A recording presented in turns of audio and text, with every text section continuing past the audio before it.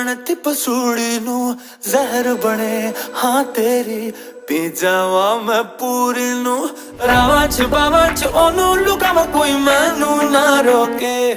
ਮੇਰੇ ਢੋਲ ਜੁਦਾਈਆਂ ਦੀ ਤੈਨੂੰ ਖਬਰ